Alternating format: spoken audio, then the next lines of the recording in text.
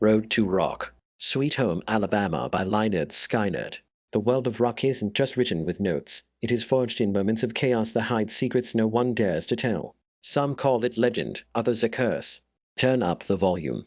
This is Road to Rock, and this is the story of Sweet Home Alabama. And the song was born out of a quiet, stubborn pride and a sharper conversation.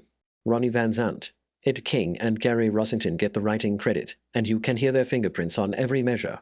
Ed King brought the signature guitar figure to the bandroom, a bright, syncopated hook that demanded space. Ronnie heard it and found the words, a direct answer to critiques of the South that were floating through rock music at the time.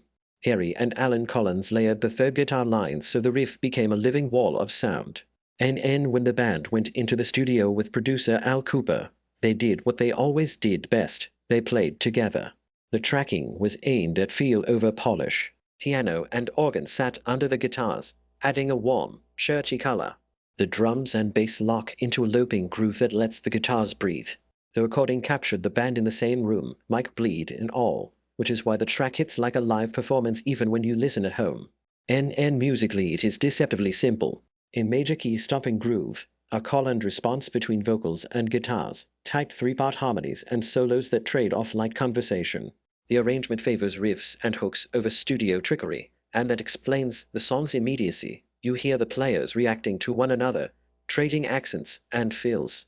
The production pushed the guitars forward and left space for Ronnie's delivery to sound both conversational and commanding. And at that moment in 1974 the band was moving from regional heroes to national figures.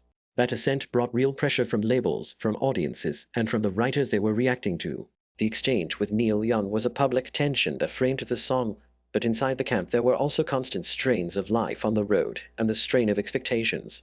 The record of those tensions is in the performance, brash, defensive, and fiercely proud. And the aftermath was immediate.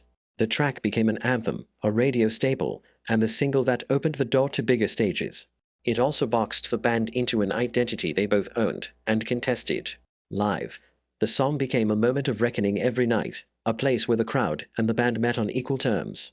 And what endures is the craft, a guitar part that refuses to sit down, a singer who speaks like a native storyteller, and a recording that still smells of sweat and cigarettes. Sweet Home Alabama is not just a song, it is a band making its argument in public, loud and unforgiving.